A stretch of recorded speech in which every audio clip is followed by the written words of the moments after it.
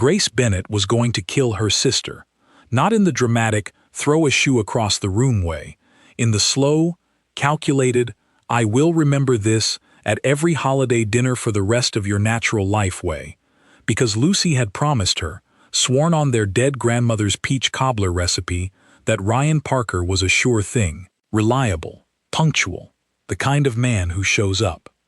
Grace checked her phone again. The screen was a black mirror reflecting a woman in a dress that cost more than her electricity bill, sitting alone at a table set for two in a restaurant where the waiters moved like they had been raised in libraries. 52 minutes late. She picked up her water glass, set it down, picked it up again. The ice had surrendered 20 minutes ago, and the glass was now room temperature with a kind of defeated sweat running down the sides. The restaurant was called Lumiere. It sat on the 14th floor of a building in downtown Atlanta that Grace had walked past 100 times without ever looking up. The kind of place where the elevator had a chandelier and the host stand was made of marble, and the menu arrived without prices because if you had to ask, you had already answered. Grace had no business being here. She knew it. The hostess knew it. The man at the corner table reading a newspaper like it was still 1987 definitely knew it. But Lucy had insisted. Lucy, who had been trying to drag Grace back into the land of the living for 2 years now, had pulled strings, called favors, and apparently performed some kind of social witchcraft to set this whole thing up. Ryan Parker, 31, finance, owns real shoes, knows which fork is for salad, will absolutely show up, Grace, I promise you. Grace stared at the empty chair across from her.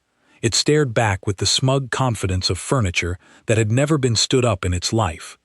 The waiter appeared again.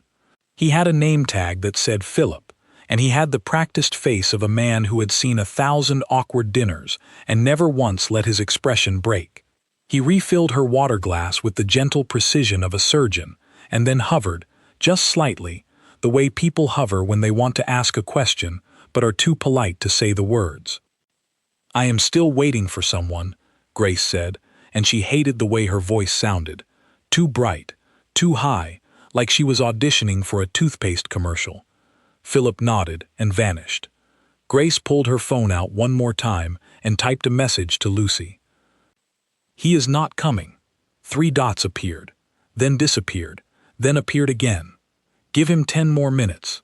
Grace wanted to throw the phone into the breadbasket. Instead, she straightened her napkin. Then she straightened it again.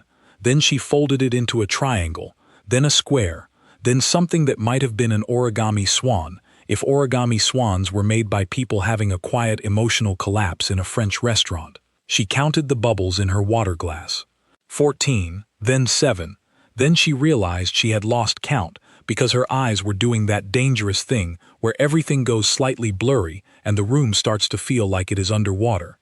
She was not going to cry. She was not going to be the woman who cried alone at a table for 2 in a restaurant with a chandelier, because that was a scene from a movie she would never watch on purpose, and she refused to live inside it. 1 hour. That was the line.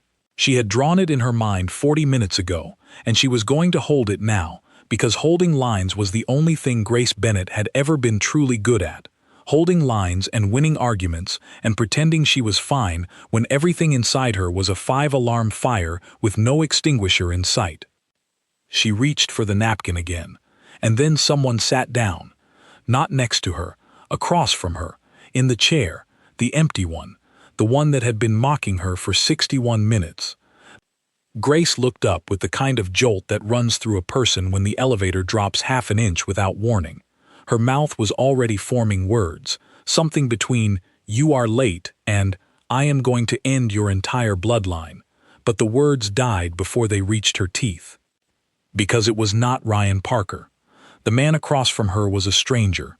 Dark suit, no tie, the top button of his shirt undone in a way that looked deliberate, like he had made a decision about exactly how much of his throat the world was allowed to see. His jaw was cut from something harder than bone. His eyes were dark and calm and completely unbothered, the eyes of a man who had never once in his life worried about where to sit. He raised 2 fingers, not to Grace, to Philip, and Philip, who had been a polite ghost all evening, materialized like he had been summoned from a lamp.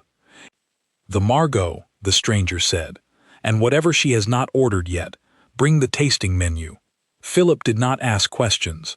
Philip did not look at Grace for confirmation. Philip simply nodded and disappeared with the kind of speed that suggested this man's requests were not suggestions. Grace opened her mouth. "I do not remember inviting you to sit down," she said. The man looked at her. Not at her dress, not at the empty wine glass, not at the phone she was still clutching in her right hand. At her. Like she was the only object in the room worth examining, and he had all the time in the world to do it. "You did not," he said. "But the man who was supposed to be in this chair has made a decision he will spend the rest of his life regretting." He paused, leaned back. Let the silence do something Grace could not name. His biggest mistake. Grace felt her spine straighten, not because she wanted it to, but because her body had a reflex for danger that her brain was still 3 steps behind on. This man was not flirting with her. He was not being kind. He was doing something else entirely, something that felt like being appraised by a jeweler who already knew what he was looking at. "Do you sit down at random women's tables often?" she said, "or is this a special occasion?" "I own the restaurant," he said. Grace blinked. Then she looked around at the marble and the chandeliers and the waiters moving with their library silence, and she thought about the elevator with its own light fixture and the menu without prices, and she felt something shift in her understanding of the evening, like a gear clicking into a position she had not known existed. "You own Lumiere." Among other things. She should have stood up. She should have thanked him for whatever power move this was, collected her coat, walked to the elevator with the chandelier, and taken herself home to her apartment in Decatur, where the ceilings were normal height and no one served wine that cost more than a mortgage payment. She should have left because this man was a stranger, and this was strange, and she was already having the worst night of her year, and she did not need it to get stranger. But Grace did not stand up. She stayed. She stayed because of the way he had said those 3 words. His biggest mistake. Not with pity, not with charm, with certainty. Like he was reading the outcome of something that had already been decided, and she was the only one who had not gotten the memo. The wine arrived. Philip poured it with the concentration of a man diffusing a bomb. The stranger lifted his glass. Grace did not lift hers. "I do not drink with men whose names I do not know," she said. "Nathan Cole," he said. The name hit her like a small car. She knew that name. Not personally, not the way you know a friend or a neighbor. She knew it the way you know a weather system. Nathan Cole. Kessler Holdings. No, Cole Industrial. The Cole family, who owned half the commercial real estate in the Southeast, whose name was on buildings and hospital wings and the kind of charity galas that showed up in the Sunday paper. Nathan Cole, whose face she had seen on the cover of a business magazine in her dentist's waiting room 6 months ago.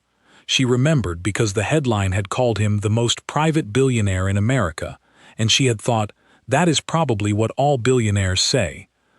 And now he was sitting across from her in a restaurant he apparently owned, drinking wine that probably cost more than her car, looking at her like she was the interesting thing in a room full of very expensive everything. Grace picked up her wine glass. "Grace Bennett," she said. "I know," Nathan said. Her fingers tightened on the stem. "How do you know that? Your reservation was under your name. You read your own reservation list. Tonight, I did." Something in the way he said it made the air between them feel like it had been plugged into a socket. Grace took a sip of wine. It was the best thing she had ever tasted, which annoyed her because she wanted to be annoyed at him, and the wine was making it difficult. The first course arrived, something with foam and a single prawn positioned on the plate like it was posing for a portrait. Grace looked at it. "That prawn looks like it is having a better night than I am," she said. Nathan almost smiled.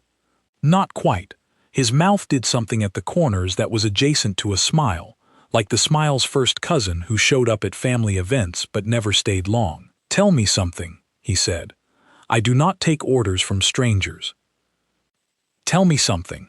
he said again, and this time it was softer, and the softness was more disarming than any command. Grace put down her fork. She looked at this man, this stranger who had walked into the wreckage of her evening and sat down in it like he belonged there, and she said the truest thing she had said all night. "I have not been on a date in 2 years. My sister set this up because she thinks I have forgotten how to be a person, and the one guy she found, the sure thing, the absolutely will show up guy, did not show up. And now I am sitting in a restaurant I cannot afford, wearing a dress I cannot afford, talking to a man I definitely cannot afford, and I do not know what any of this is." She said it all without breathing, and when she finished, the silence that followed was the loudest thing in the room. Nathan set down his glass. "It is dinner," he said. "That is all it has to be tonight." Grace felt something crack, not break, crack. The way a frozen lake cracks when the temperature rises a single degree. Not enough to fall through. Just enough to know the surface is not as solid as it looks. She picked up her fork. She ate the prawn. It was extraordinary. They talked for 3 hours. Not about his company, or her firm, or the empty chair that started all of this. They talked about the things people talk about when the pretense has already been stripped away and there is nothing left to perform. He told her that he hated flying but owned a plane, because selling it would require a conversation with his mother that he was not prepared to have. She told him that she had once argued a case so well that the opposing counsel sent her flowers, and she had kept them on her desk for a month because no one else had ever sent her flowers for being good at her job. When the last course was cleared and Philip brought the check, Nathan signed it without looking. "Let me pay for my half," Grace said. "There is no check," Nathan said. "I told you. I own the restaurant." Grace looked at him across the table. The candles had burned low. The restaurant was nearly empty. Outside the 14th floor windows, Atlanta glittered like someone had scattered broken glass across black velvet, and the night felt like it had been holding its breath for hours and was only now exhaling. "This does not happen in real life," Grace said. Nathan stood up. He buttoned his jacket. He looked down at her with those dark, calm eyes that still had not learned how to be bothered by anything. "It just did," he said. He left a card on the table. Not a business card, a plain white card with a phone number, handwritten in black ink. No name. No title. Just 10 digits, and the kind of penmanship that suggested he had learned to write at a school where penmanship still mattered. Grace sat alone at the table for a long time after he left. She held the card. She looked at the empty chair, but it did not feel empty the same way it had before. It felt like something had just vacated it, something large and warm and entirely unexpected. Her phone buzzed. Lucy. So how bad was it? Grace looked at the card, looked at the chair, looked at the Atlanta skyline doing its broken glass sparkle through the window. She typed back one word. Complicated. Grace did not call the number for 6 days. She put the card in her wallet, behind her driver's license, where she would not have to look at it unless she was looking for it. And she was not looking for it. She was busy. She had a caseload that could choke a horse, and a landlord who still had not fixed the leak in her bathroom ceiling, and she had a sister who called her every single morning at 7:15 to ask if she had called him yet. She had not called him. She was not going to call him. She had looked the man up online, and what she found had made her put her phone down and walk around her apartment twice, like she was trying to outpace the information. Nathan Cole was not just wealthy. Nathan Cole was the kind of wealthy that had its own weather system. Cole Industrial Holdings controlled commercial real estate, manufacturing, energy infrastructure, and a shipping company that moved enough cargo across the Atlantic to make governments politely nervous. His net worth was listed on 3 different websites, and all 3 disagreed with each other, but the disagreement was in the billions, which meant it did not matter. Grace was a junior attorney at a mid-size firm in Atlanta. She drove a 10-year-old Honda. Her most expensive possession was a set of law textbooks she could not bring herself to sell. These were not 2 lives that were supposed to touch. On day 6, a car arrived at her apartment building. Black, long, the kind of vehicle that makes neighbors stand at their windows. The driver stepped out and handed her an envelope. Inside was a note on the same plain white stationery. Dinner, Thursday, same place. The car will wait, but I would rather it did not have to. Grace stood on the sidewalk in sweatpants and a t-shirt she had owned since law school, holding a handwritten note from a billionaire, and she felt something between fury and fascination that she could not pull apart no matter how hard she tried. She sent the car away. 20 minutes later, a second car arrived. Same model, same driver. This time the note said, "The car does not have feelings. You are only punishing leather." Grace laughed. She stood on that sidewalk in her bare feet and she laughed, and it was the first real laugh that had come out of her in longer than she wanted to count. Not a polite laugh, not a social laugh, the kind of laugh that lives in your stomach and kicks its way out without asking permission. She got in the car. Lumiere looked different on a Thursday, quieter. The tables were spaced farther apart, or maybe it just felt that way, because Nathan was already there when she arrived, sitting at the same table, in the same chair, like he had never left. Like the 6 days between them had been a minor interruption in something he had already decided was happening. He stood when she approached. That detail stuck to her. He stood, like it was something his body did automatically, a reflex trained into muscle before he was old enough to question it. "You sent 2 cars," Grace said, sitting down. "You sent the first one back. Most people would take the hint." "I am not most people," Nathan said, and it was not a boast. It was a weather report. A simple description of atmospheric conditions. They ordered, they ate, they talked, and Grace discovered something about Nathan Cole that no magazine article or net worth estimate could have told her. The man listened like it was a competitive sport. He did not interrupt. He did not steer conversations toward himself. He sat there and absorbed whatever she said with the focus of someone reading a blueprint, like he was trying to understand the architecture of her. She told him about her work. The case she had just been assigned, a discrimination lawsuit against a pharmaceutical company that had been firing employees over 40 and replacing them with fresh graduates who cost half as much. She talked about it for 20 minutes, and he asked questions that were so precise she had to stop eating to answer them properly. "You love this," he said. "I love winning," Grace said. "The law is just the arena." Something shifted in his face, a small light behind the dark calm of his eyes, like a candle being lit in a room she was not supposed to see into. "That is the first honest thing anyone has said to me in months," he said. Grace did not know what to do with that, so she ate her risotto and changed the subject and pretended the air between them was not humming with a frequency that made her teeth ache. Dinner became a pattern. Thursdays at Lumiere, then Tuesdays as well, then a Sunday brunch at a place Nathan owned in Buckhead where the pancakes cost $19 and came with edible flowers that tasted like regret. Each time, the car arrived. Each time, Grace got in. And each time, she told herself this was temporary, recreational, a strange and beautiful detour from her ordinary life that would end when it ended and leave nothing behind but a good story.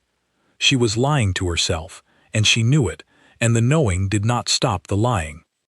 Lucy was suspicious from the start. "Who is this man?"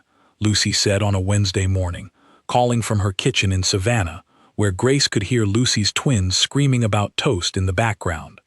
"He is nobody." "You have been wearing lipstick to work. You never wear lipstick to work.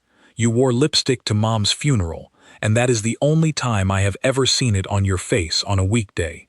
Grace closed her eyes. Their mother's funeral, 8 years ago. Grace was 20. She had worn lipstick because she did not know what else to do with her hands, and putting on lipstick gave her hands something to do besides shake. Their mother had left when Grace was 9 and Lucy was 12, walked out one morning like she was going to the store and never came back. She died in Oregon. They found out from a cousin. "It is not like that," Grace said. "Then what is it like?" Grace did not answer, because she did not have an answer. What was it like?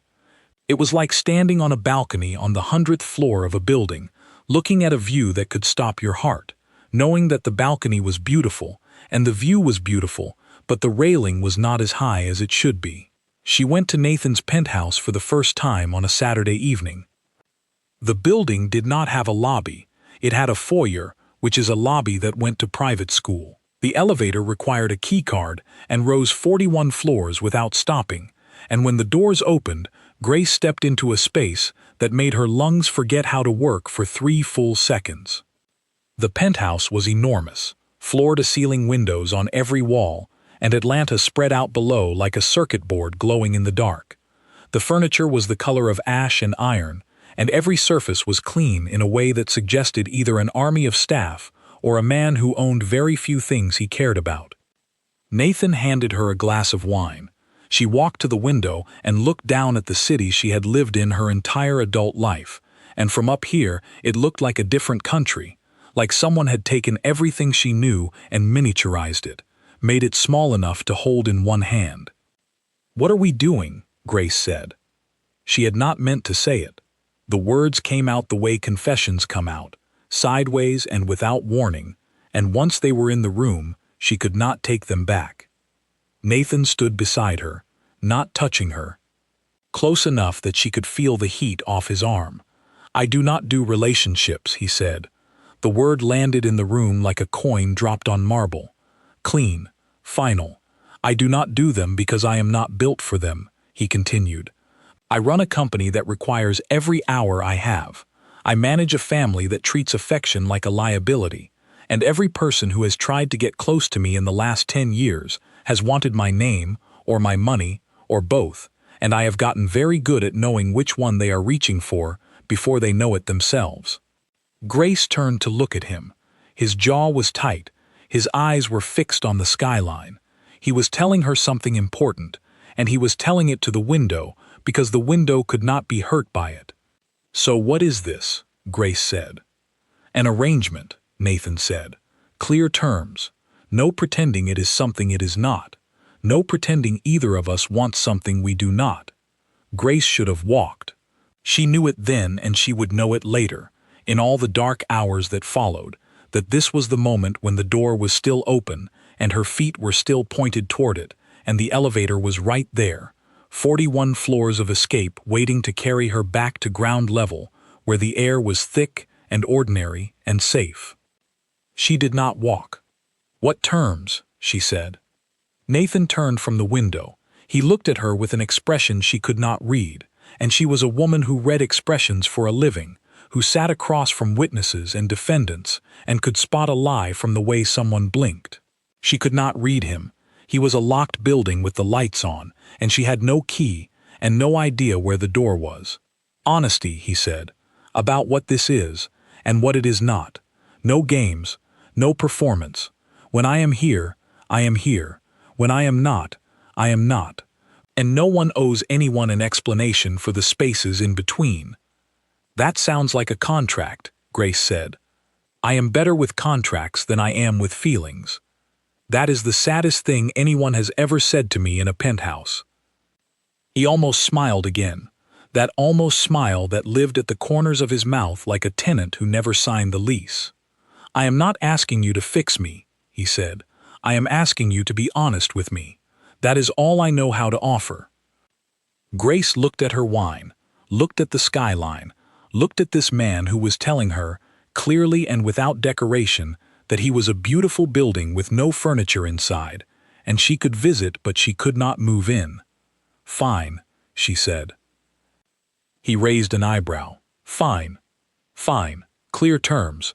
Honesty. No pretending. That is not what I expected you to say." "What did you expect?" "I expected you to leave."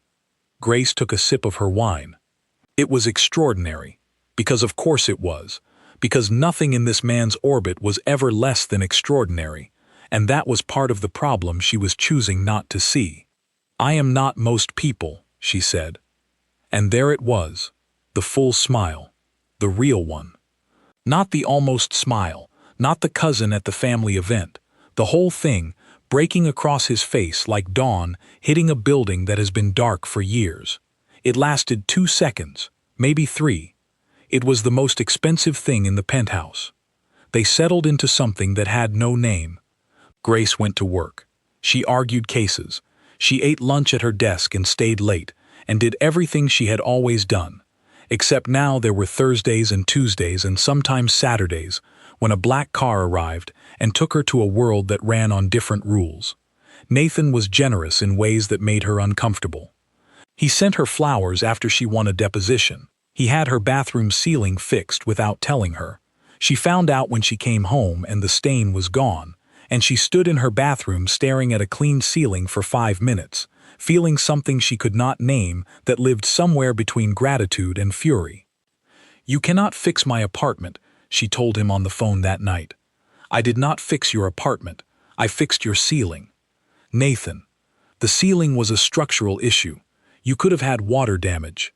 I could have called my landlord." "You did." 6 times he did not respond. Grace pressed her forehead against the cool glass of her bathroom mirror and breathed in once, hard, because this was the thing about Nathan Cole. He did not do romance. He did not do flowers and candlelight and whispered promises. He did maintenance. He fixed things. He solved problems. And it was more intimate than any love letter she had ever imagined receiving, and it terrified her. Because you can throw away a love letter, but you cannot unfeel a repaired ceiling. Lucy called on a Friday. "I looked him up," Lucy said. "Do not. He is worth $4 billion, Grace. I know what he is worth. Do you also know he was engaged 2 years ago to a woman named Victoria Ashford, old money, connected? The engagement lasted 4 months and ended without explanation. Grace did not know that. She sat on the edge of her bed and she did not know that, and the not knowing felt like a drawer she had opened that she could not close. "It is not like that," Grace said. "We have an arrangement." The silence on Lucy's end lasted exactly long enough to be its own sentence. "Grace," Lucy said, "you are building a house on someone else's land, and when the owner decides he wants it back, you do not get to keep the house." Grace hung up. She sat on her bed. She looked at the ceiling that Nathan had fixed, smooth and white and perfect, and she thought about houses built on borrowed land and drawers that would not close, and a woman named Victoria whose engagement had ended without explanation. She went to the window. Atlanta looked the same from down here, small and close and ordinary. No miniature city, no circuit board, just traffic and streetlights and a world that made sense. She picked up her phone. She did not call Nathan. She did not call Lucy.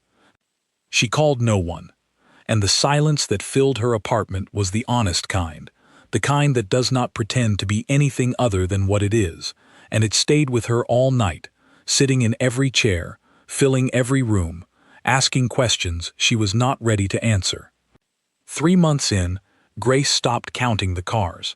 They arrived, and she got in, and she stopped thinking about what it meant, because thinking about what it meant was a door she kept walking up to and never opening.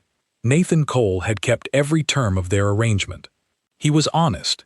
He was present when he was present. He was absent when he was absent.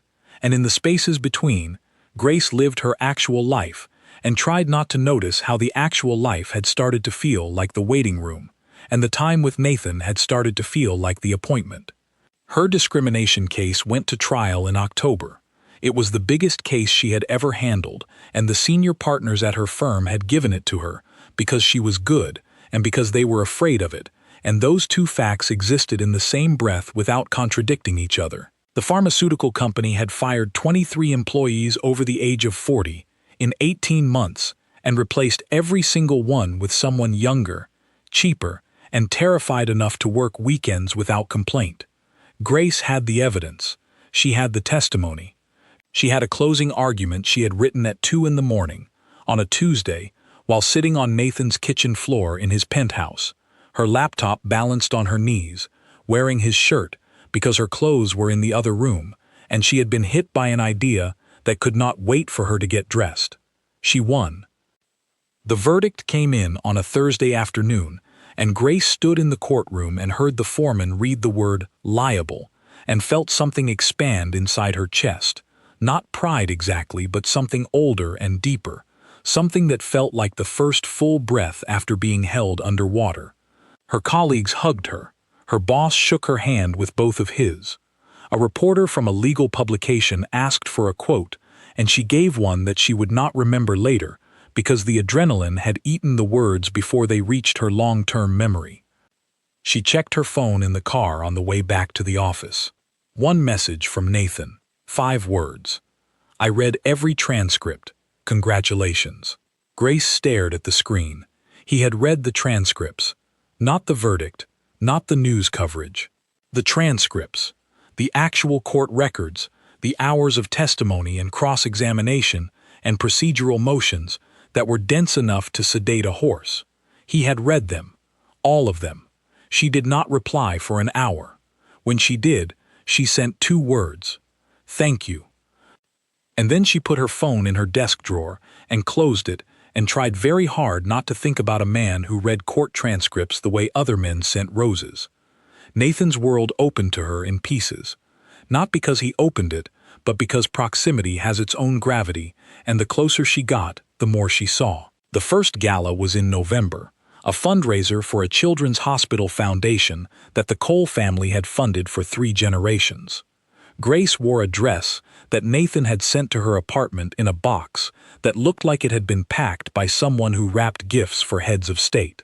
The dress was dark green and fit her body like it had been sewn onto her by ghosts who understood architecture, and when she put it on, she stood in front of her bathroom mirror and barely recognized the woman looking back at her. She looked like she belonged. She looked like the kind of woman who walked into rooms with chandeliers and marble floors and did not count the bubbles in her water glass because she was too busy owning every inch of air around her. It was the most convincing lie she had ever worn. The gala was held in a hotel ballroom downtown, the kind of space where the flower arrangements cost more than a semester of college. Grace walked in on Nathan's arm and felt every eye in the room land on her like a searchlight. These people knew Nathan. They had known him for decades. They knew his family, his business, his broken engagement, his habits and preferences, and the exact temperature he liked his scotch. And now, there was Grace, appearing without explanation, without pedigree, without any of the social currency that this room accepted as legal tender. The women were the worst. Not mean. That would have been simple. They were polished. They assessed Grace's dress before they assessed her face, and their smiles arrived half a second too late, the way smiles arrive when they have been approved by a committee before being deployed. They asked her where she went to school, and what she did, and where her family was from, and each question was a metal detector scanning for status, and each answer Grace gave set off no alarms because there was nothing to detect. She was nobody, and in this room, nobody was a diagnosis. Nathan moved through the crowd with the ease of a man who had grown up in rooms like this, who understood the choreography of wealth, the way professional athletes understand their sport. He introduced Grace without labels, not his girlfriend, not his partner, just Grace Bennett. 2 words. No title, no context, and every person who heard it understood exactly what the absence of a title meant, and Grace could feel their understanding like humidity. Invisible, and everywhere. She excused herself to use the restroom at 9:30. She did not need to use the restroom. She needed to stand somewhere quiet, and breathe, and stop smiling, and let her face do whatever it actually wanted to do for 90 seconds, without an audience. She found a hallway, empty, marble floor, a painting of a horse that looked more dignified than anyone in the ballroom. She leaned against the wall and closed her eyes and breathed. "You are doing that thing," a voice said. She opened her eyes. Nathan was standing at the end of the hallway, hands in his pockets, backlit by the gold light from the ballroom like someone had staged his entrance for maximum emotional damage. "What thing?" Grace said. "The napkin thing, except there is no napkin, so you are doing it with your face." Grace looked at him. He had noticed. Of course he had noticed. The man who read court transcripts had noticed that she was rearranging her expression the way she had rearranged the napkin at Lumiere on the night they met, folding and refolding and trying to make something presentable out of material that was threatening to fall apart. "I do not belong in that room," Grace said. Nathan walked toward her, slow, deliberate. He stopped 2 feet away. "No one in that room belongs in that room," he said. "They just have more practice pretending. Is that supposed to make me feel better? It is supposed to make you accurate." Grace felt the corner of her mouth pull upward against her will.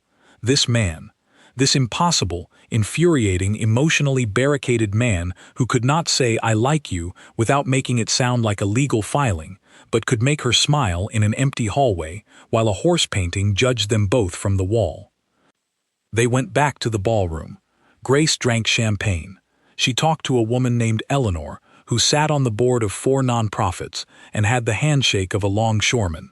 She talked to a retired judge who told her about a case from 1987 that made her laugh so hard she almost dropped her glass. She survived. More than survived. By midnight, she had stopped counting the searchlights and started pointing her own. But then, the word "but" should not exist in nights that are going well. It should be banned from evenings that have fought their way from terrible to tolerable to almost good. But the word does not care about what it should be. It arrives anyway. Grace was standing near the bar. Nathan was 15 feet away, talking to someone whose name she did not know, and a woman walked up to him and put her hand on his arm. Not a handshake, not a social touch. Her hand on his arm, resting there with the weight of familiarity, of history, of 1,000 prior touches that had worn a groove in the air between them. The woman was tall, auburn hair pulled back in a way that looked effortless and probably required an architect. A face that did not ask for attention because it had never needed to.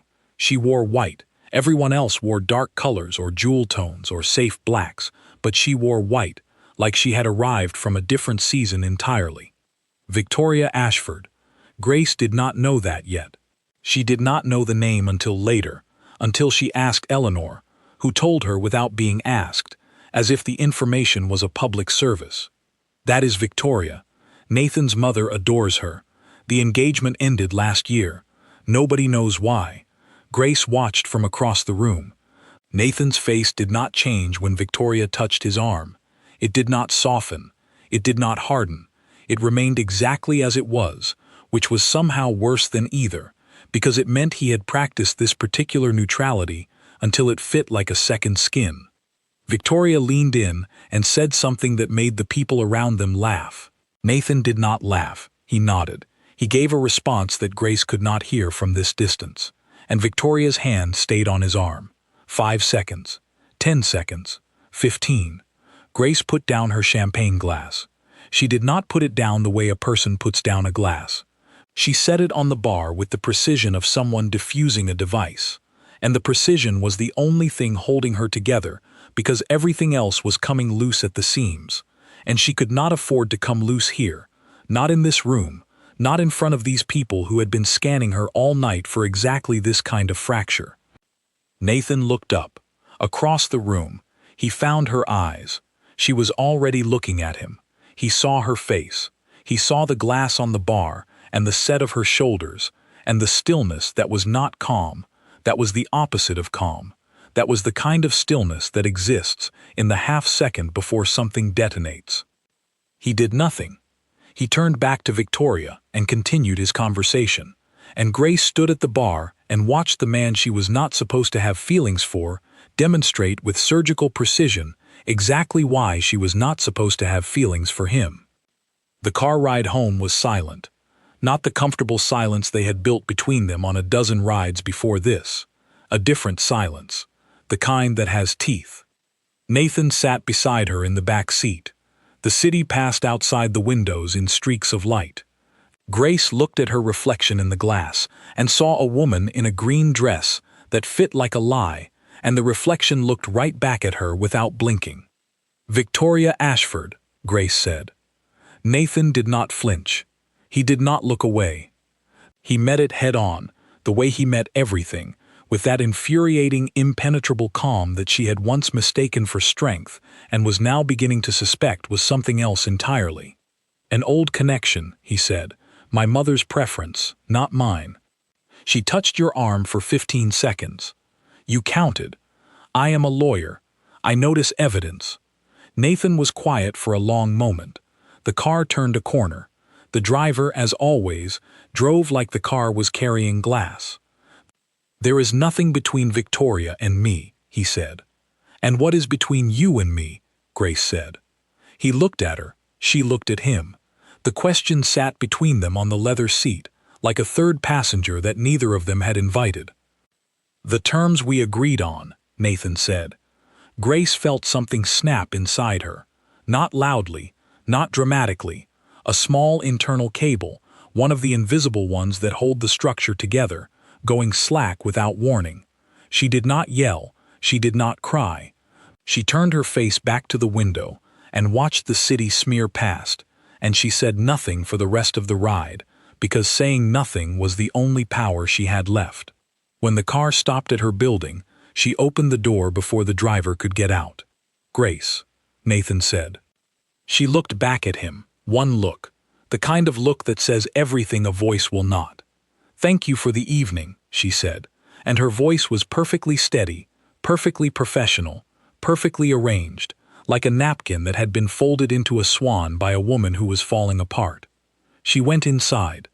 She took off the green dress and hung it in her closet and closed the door and stood in her bedroom in her bare feet and looked at the ceiling Nathan had fixed, smooth and white and perfect overhead, and she pressed her hands flat against her stomach and breathed until the breathing stopped shaking. She did not call him the next morning. She did not call him the morning after that. She went to work. She argued motions. She ate lunch at her desk. She did everything a person does when they are holding themselves together with routine and caffeine and the kind of stubbornness that only forms in people who learned early that no one was coming to save them. On the third morning, she found a key on her kitchen counter. Not her key, a new key, silver and uncut, sitting on a plain white envelope. Inside the envelope was a note in Nathan's handwriting. To the penthouse, no terms, just a key. Grace held it in her palm. It was warm from the morning sun coming through her kitchen window. Small, ordinary. The kind of object that means nothing until it means everything. She put it in her wallet, behind her driver's license, right where the card with his phone number used to live, and she went to work, and she did not use it that night, or the night after, or the night after that, but she did not give it back. And the not giving it back said everything her mouth would not. Grace used the key on a Wednesday night at 11:40 because she had won a motion that afternoon and her apartment felt too small to hold the victory, and she did not want to celebrate alone. She told herself it was about the celebration. She was lying, and she knew she was lying, and the elevator rose 41 floors while the lie kept her company in the mirrored walls. Nathan was awake. He was always awake. The penthouse was dark except for a single lamp in the living room and the glow of the city through the windows, and he was sitting on the couch with a laptop and a glass of something amber, and when the elevator opened and Grace walked in, he looked up with an expression that was not surprise. It was relief. She did not name it then. She would name it later, months later, in the long and empty days after everything went wrong. But in that moment, she only knew that the man who did not do relationships looked at her like a building whose power had just been restored after a blackout, and the lamp in the room was not the only light that came on when she walked through the door. She sat on the couch. He closed the laptop. They did not talk about Victoria or terms or arrangements. They talked about the motion she had won and the judge who had ruled in her favor and the look on the opposing counsel's face when the verdict came down. Nathan asked questions. He always asked questions. Precise, surgical, impossibly specific questions that mapped the terrain of her mind like satellite imagery. You need to be at a bigger firm, he said. I like my firm. You have outgrown your firm. That is not yours to decide. No, he agreed. But it is mine to notice. Grace looked at him. The lamplight cut his face into planes and shadows, and she thought about buildings and blueprints and the architectural drawings she had seen on his office wall, the ones that showed the skeleton of a structure before the walls went up. That was what Nathan looked like right now. The skeleton, the scaffolding, the version underneath the version he showed the world. She stayed that night. She stayed and did not leave until morning. And when the sun came through those impossible windows and turned the city below into gold and glass, she stood in his kitchen wearing his shirt and drinking coffee from a cup that cost more than a meal at Lumiere, and she felt the ground beneath her feet shift by 1 degree, just enough to notice, not enough to stop. They did not discuss it. They did not rewrite the terms. They just kept going, and the going became something that neither of them knew how to stop or name. November became December. December became January. Grace's case generated a wave of similar lawsuits across the Southeast, and her name appeared in a legal trade publication under the headline, "The Attorney Making Corporate America Nervous." Nathan read the article. He cut it out. She found it on his desk weeks later, folded neatly, a small rectangle of newsprint in a world of digital screens, like he had wanted to hold the evidence of her brilliance in his actual hands. She picked it up. She did not mention it. She put it back exactly where she found it.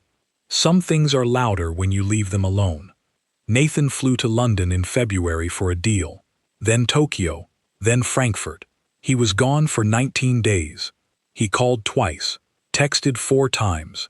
Grace counted because counting was the only metric she had, and the numbers were not good, and the not goodness of the numbers was a knot in her chest that tightened every day he was silent and loosened every time her phone buzzed and tightened again when the buzz was not him.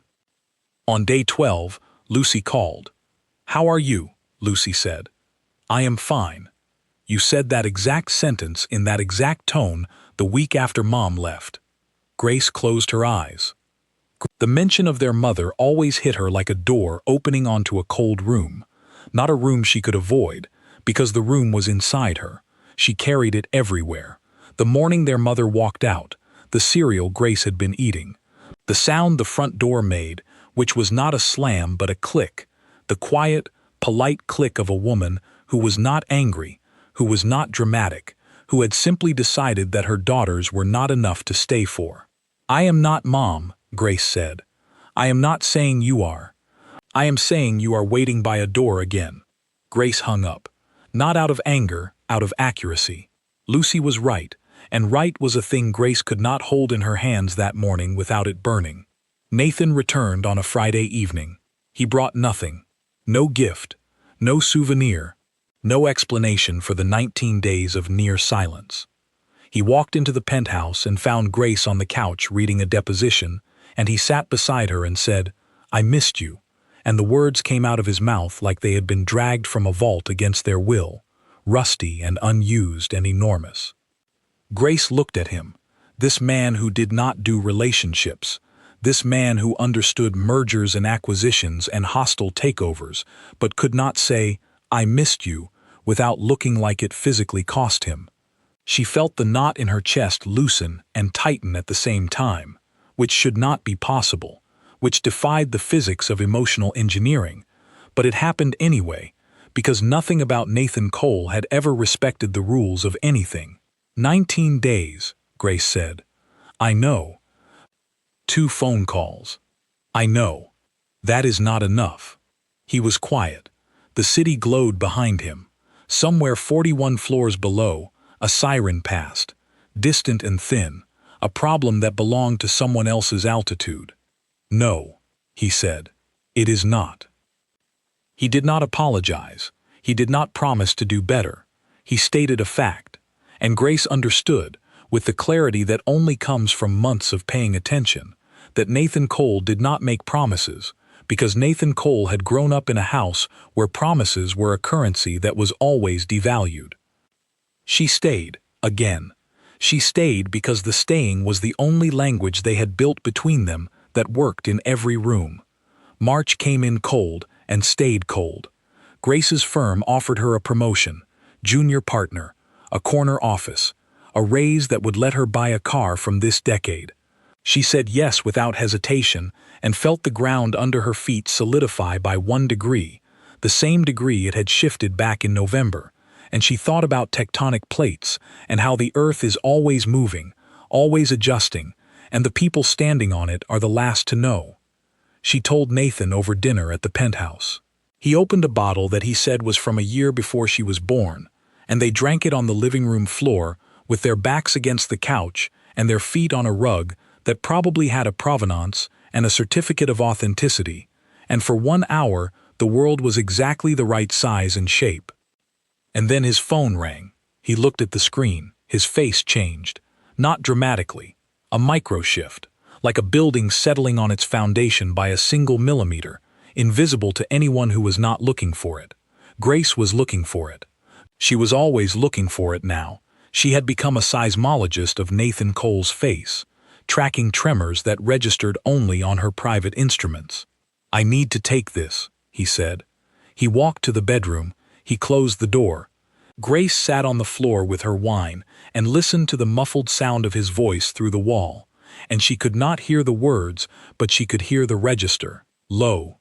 Controlled. The voice he used when he was talking to people who had power over him. There were very few people who had power over Nathan Cole. She could count them on one hand. His board, his lawyers, his mother.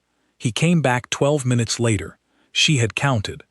Counting was her disease now, her compulsive measurement of the distance between them, and every number was a data point, and every data point told a story she was choosing not to read. "My mother is hosting a dinner next month," he said, "for the foundation. She wants me there." "Okay, she wants me to bring Victoria." Grace looked at her wine. The glass was almost empty.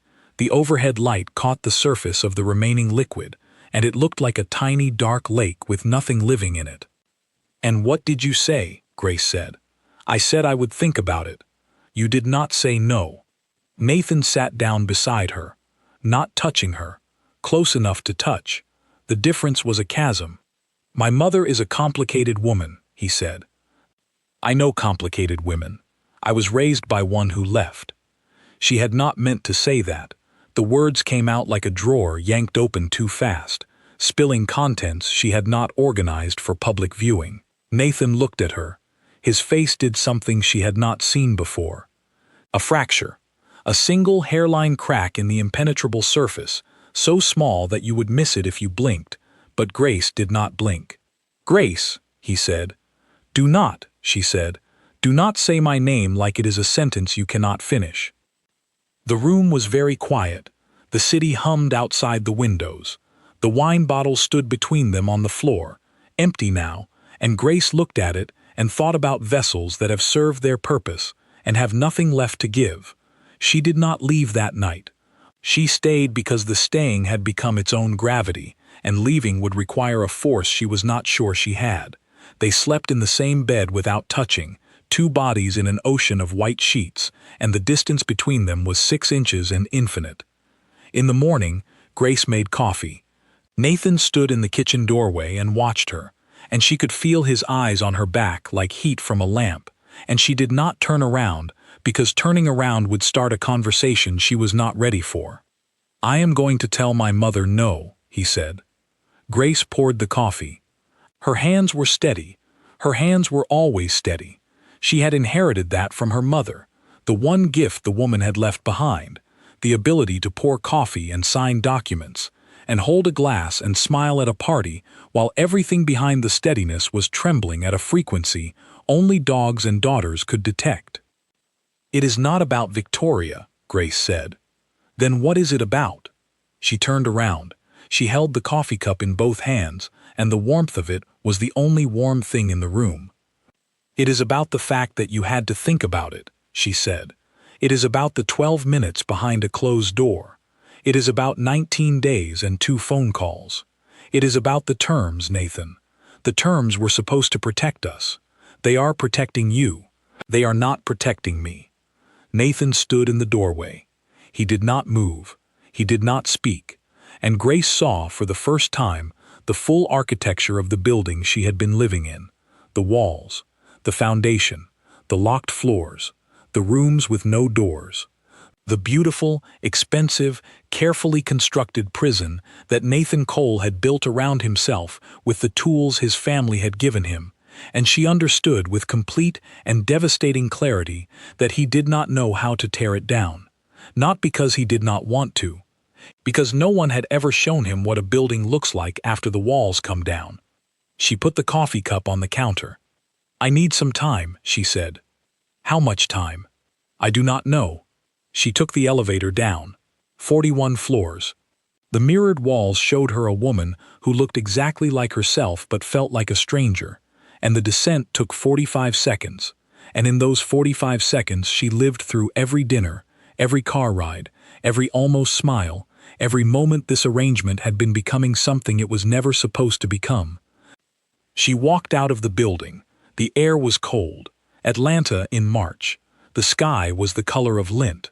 She walked 6 blocks before she realized she had left her coat in the penthouse. She did not go back for it. Nathan Cole let Grace Bennett walk away, because letting people walk away was the only emotional skill his father had ever taught him. His father, Richard Cole, had died 6 years ago at a board meeting. Mid-sentence. Literally mid-sentence. He had been presenting third-quarter projections to the board of directors of Cole Industrial Holdings, and between the words revenue and forecast, his heart had stopped, and he had fallen forward onto the conference table, and the board members had sat in their leather chairs and stared, and the projections were still on the screen behind him, and someone had eventually called an ambulance, and someone else had eventually moved the projections to the next slide, and the meeting had resumed 40 minutes later, because Richard Cole had raised his son in a house where stopping was a weakness, and grief was an indulgence, and love was something you kept in a drawer you did not open during business hours. Nathan went to work the morning after Grace left.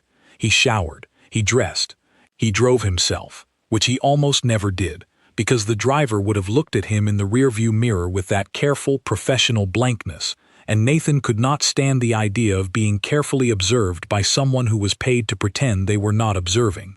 He acquired a technology company in Charlotte that week, 1,400 employees, $200 million. The paperwork took 3 days, and the negotiations took 5, and Nathan sat at the head of a conference table and made decisions that would alter the livelihoods of 1,400 strangers, and he made them well, because making decisions well was the thing he was best at, and the thing he was worst at was standing in a kitchen doorway while a woman told him that his own terms were a cage, and doing nothing, because doing nothing was the only response the cage allowed.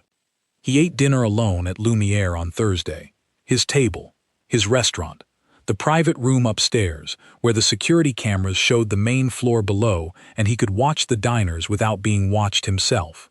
He did not look at the cameras. He ate a meal he could not taste and drank a wine he could not name and went home to a penthouse that was 41 floors of silence. Grace's coat was on the chair by the elevator, a navy pea coat, wool, a thread coming loose at the left cuff. He picked it up, he folded it. He set it on the kitchen counter where the key had once sat, and he stood there for a long time, holding his hands flat on the marble, and the marble was cold, and the coldness was the most honest thing in the room. 8 days passed. George Holt, his CFO, found him in his office at 9:30 on a Tuesday morning. George had known Nathan since boarding school, since they were 14 years old and sleeping in identical twin beds in a dormitory in Connecticut where the radiators clanged at night like prisoners. George was the only person in Nathan's life who had earned the right to say dangerous things. "You look like a building with the lights off," George said. Nathan looked up from his desk. "Excuse me. You heard me. Every floor dark, nobody home. I closed a $200 million acquisition last week." You close deals the way other people breathe. That is not proof of life, Nathan. That is proof of function. Nathan leaned back in his chair. The office was on the 32nd floor of Cole Tower, a building his grandfather had built in 1971. The view from the window showed Atlanta spreading south, all glass and concrete and ambition, and from this height it looked like a game board, and Nathan had spent his whole life winning a game he had never been asked if he wanted to play. "She left," Nathan said. George sat down. He did not ask who. He had met Grace twice, once at a dinner, once at the office when she had stopped by unannounced with coffee, and a look on her face that George had recognized immediately, because George had been married for 22 years, and he knew what a woman looked like when she was in love with a man who had not yet admitted he was in love with her. "Did she leave?" George said, "or did you make it impossible for her to stay?" Nathan did not answer. He turned his chair toward the window and looked at the game board and said nothing, and the nothing was so loud that George stood up and left the room, because some silences are private, and sitting inside someone else's private silence is a kind of trespassing. Nathan called his mother that afternoon. Margaret Cole lived in a house in Buckhead that had 7 bedrooms, 4 fireplaces, and a front door that weighed 300 pounds, and she answered the phone the way she answered everything, with a voice that could freeze a lake from the center out. "The foundation dinner is Saturday," Margaret said. "I am not bringing Victoria." A pause. The kind of pause that is not silence but calculation. Margaret Cole did not pause because she was surprised. She paused because she was selecting a weapon. "Nathan, Victoria is a partner, not a date. She understands the family. She understands the foundation. She understands the expectations. She understands your expectations, mother, not mine. And what are yours? Exactly. Because from where I stand, your expectations have led you to a woman no one in this family has met, whose name I learned from a tabloid photographer, and who appears to have left you, if the state of your face at last week's board meeting was any indication." Nathan gripped the phone. He felt the edges of the case press into his palm, and the pressure was grounding, a small, stupid physical anchor in a conversation that was threatening to pull him under. "Her name is Grace," he said, "and she did not leave me. I made it impossible for her to stay." The repetition of George's words in his own mouth surprised him. He had not planned to say it, but the sentence was true, and true sentences have their own momentum, and once they start moving they do not stop just because the speaker wishes they would. Margaret was quiet for 4 seconds. Nathan counted. He was turning into Grace, counting silences, measuring distances, tracking the space between people with instruments he had never known he possessed. "I see," Margaret said. "I am not bringing Victoria. I am not performing for the foundation. I am telling you this now so you can adjust your seating chart." He hung up. He had never hung up on his mother before. The act felt like breaking a window in a house he had never liked living in, and the cold air rushing in through the broken glass was the most alive he had felt in 8 days. Grace, meanwhile, was winning.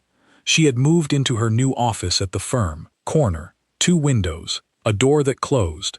She had bought new bookshelves and arranged her law textbooks in the order she had read them, first year to last, a timeline of her own becoming, and she sat in her new chair and looked at her new view and felt the kind of success that fills a room but does not touch the corners. She was fine. She told Lucy she was fine. She told her colleagues she was fine. She was fine in the way a bone heals after a break, in the way that doctors call good alignment, when what they mean is that the pieces are back together but the fracture line is still visible on the scan, a white thread running through the image like a scar that only shows up under the right kind of light. She did not call Nathan. She did not use the key. She did not drive past the building or check his company's website or search his name online.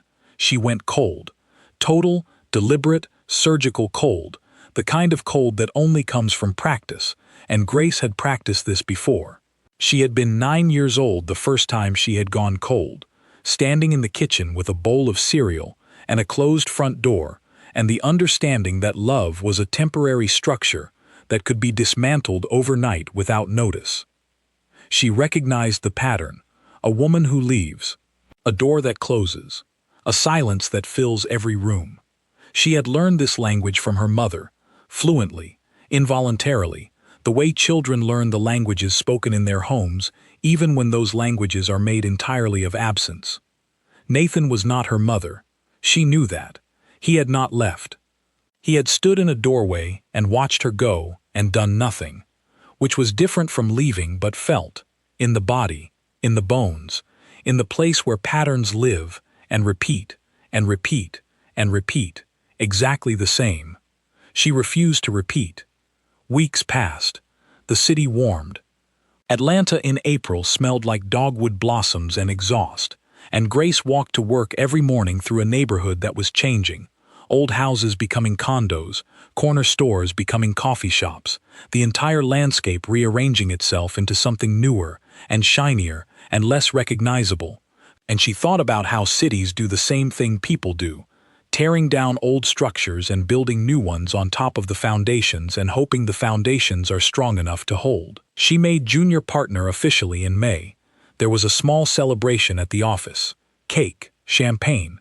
Her boss gave a speech that used the word tenacious 3 times, and Grace smiled and thanked everyone, and went home that night to her apartment, which she had moved out of, and into a new one, with bigger windows and no memories embedded in the walls, and she sat on her new couch and drank a glass of wine that cost a normal amount, and looked at the ceiling, which no one had fixed because it did not need fixing, and she breathed. Lucy drove up from Savannah for the weekend. They ate dinner at a place in Inman Park that served tacos on paper plates and had a jukebox that only played songs from the 90s. Lucy looked at her across the table with the particular expression that older sisters develop over decades of emotional surveillance.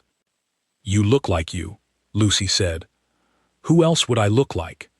For a while there, you looked like someone playing a character in a show you had not auditioned for." Grace ate a taco. It was perfect, simple, corn tortilla, grilled chicken, a lime wedge, a smear of something green and spicy, no foam, no edible flowers, no biography on the menu. "I am okay," Grace said. "I know you are," Lucy said. "That is why I drove 4 hours, to see it in person." They talked about Lucy's twins, who were 6 now and had recently discovered the concept of negotiation and were deploying it with the ruthless precision of trade lawyers. They talked about their father, who lived in Macon and had remarried a woman named Diane, who baked bread on Sundays, and called them both sweetheart, and was, in every way that counted, the opposite of the woman who had left. They did not talk about Nathan. His name did not come up. The absence of his name was its own presence, a chair at the table that everyone could see and no one sat in. Grace got home at 10. She unlocked her apartment. She put her keys on the hook by the door. She took off her shoes, and she stopped. On her kitchen counter there was a newspaper clipping, folded neatly. She had taken it from Nathan's desk the last night she spent at the penthouse, slipped it into her coat pocket without thinking. A reflex, a theft, a small crime committed by hands that knew what the brain had not yet admitted. The article about her case, the one Nathan had cut out. The physical evidence that someone had held her accomplishment in his actual hands and thought it was worth keeping. She picked it up. She unfolded it. She read her own name in newsprint and remembered the morning she had found it on his desk, and the not mentioning, and the putting it back, and the loudness of leaving things alone. She put it in a drawer. She went to bed. 3 weeks later, on a Thursday evening in late May, Grace walked into a restaurant. Not Lumiere, a different place. Small, brick walls, candles stuck in wine bottles, paper menus. The kind of restaurant where the most expensive thing was the tiramisu, and the tables were close enough that you could hear the couple next to you arguing about whose turn it was to pick the movie. She was meeting Lucy. She was early. She sat at a table for 2 and ordered water and looked at the empty chair across from her. The chair was empty, and the water arrived, and the ice floated, and Grace felt, for one breath, the entire weight of the evening at Lumiere crash back into her body, every second of it, the napkin folding, and the bubble counting, and the waiter named Philip, and the humiliation that had been slow and quiet and total, and her hands moved to the napkin on the table and began to straighten it, and she caught herself, and she stopped, and she put her hands flat on the table and breathed. The door opened. It was not Lucy. Nathan Cole stood in the doorway of a restaurant with paper menus and candles in wine bottles, and he was not wearing a suit.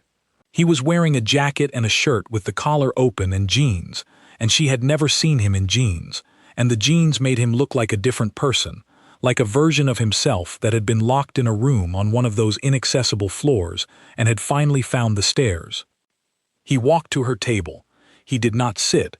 He stood beside the empty chair and looked at her, and his face was open in a way she had never seen it, stripped of the practiced neutrality, the boardroom composure, the 41 floors of altitude between himself and the rest of the world. "I sold Lumiere," he said. Grace stared at him. "I sold the restaurant. I let the security team go. I told my mother that I will not be performing at foundation dinners anymore, and that Victoria is welcome to attend as a board member, but not as my proxy. I dissolved the arrangement, Grace. Not ours. The one between my mother and me. The one I have been living inside since I was 12 years old. The one where I do what I am told and call it leadership, and pretend the cage has no bars because the bars are made of money." He was breathing hard. Nathan Cole, who never raised his voice, who never lost control, who moved through the world with the programmed calm of a man who had been trained to treat composure as a survival strategy, was standing in a taco-adjacent restaurant, breathing like he had run here from somewhere far away. "I chose wrong," he said. "At the gala, in the car, in the kitchen. Every time you gave me a chance to choose, I chose the version of myself that was built by people who did not know how to love anything they could not acquire. And I am standing here now because I do not want to be that version anymore, and I do not have a framework for what comes next, and I know that is not a proposal, and it is not a speech, and it is not enough, but it is honest, and honest is the only term we ever agreed on that I actually kept." Grace looked at him. The candle on the table flickered in its wine bottle. The couple at the next table had stopped arguing about the movie. The restaurant was quiet, in the way rooms get quiet when something real is happening, and even the furniture knows it. "You are standing," Grace said. "Yes. The chair is right there. I am not going to sit in it unless you want me to." Grace looked at the chair. She looked at Nathan. She looked at the napkin on the table that she had stopped herself from folding. She thought about terms and arrangements and buildings with locked floors and women who leave through front doors that click instead of slam.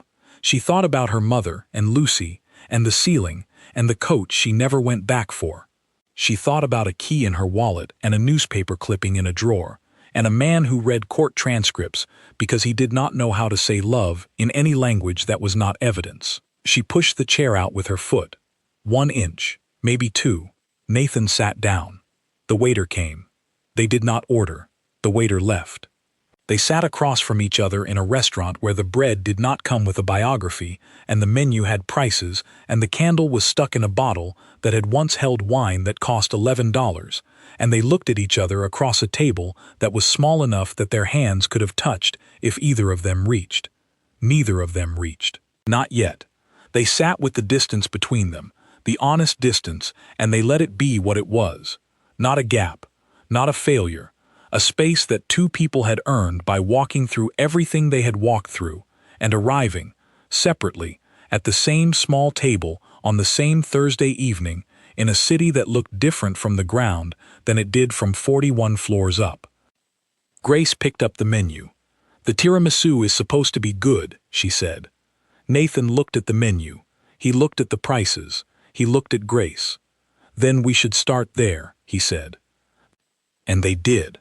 They started with dessert, which is not how dinners are supposed to begin, which is not the proper order, which breaks every rule of every restaurant Grace had ever been to. But they had never done anything in the proper order, and the rules they had followed had never been the right ones. And starting with something sweet in a room full of strangers felt, for the first time, like the beginning of something that did not need terms, or arrangements, or terms of any kind. Just two people, one table, a candle in a bottle, and a chair that was no longer empty. Outside, Atlanta hummed its ordinary hum, traffic and streetlights, and a sky turning violet at the edges. The city did not know what had happened in a small restaurant with brick walls and paper menus. The city did not care. It kept moving the way cities move, forward and forward and forward, carrying everyone inside it toward whatever comes next. Grace ate the tiramisu. It was the second best thing she had ever tasted. The best was still the wine at Lumiere on the night everything started, but she did not say that, because some things are better kept in the body, held in the hands, stored in the place where memory lives before language reaches it. Nathan watched her eat. He did not order anything for himself. He sat across from her and watched her, and for the first time since she had known him, he did not look like a man who owned everything in the room. He looked like a man who had finally found the one thing worth keeping. And Grace, who had spent her whole life holding lines and winning arguments and surviving the departures of people who were supposed to stay, looked back at him and felt something she did not name, because naming it would make it smaller, and this thing, whatever it was, deserved to be exactly as large and terrifying and uncontainable as it felt. She set down her fork. "No more terms," she said. "No more terms," he said. The candle flickered, the wine bottle held it steady, and the evening went on, the way evenings do when they are not performing for anyone, when they are not trying to be extraordinary, when they are simply, quietly, and without condition, enough.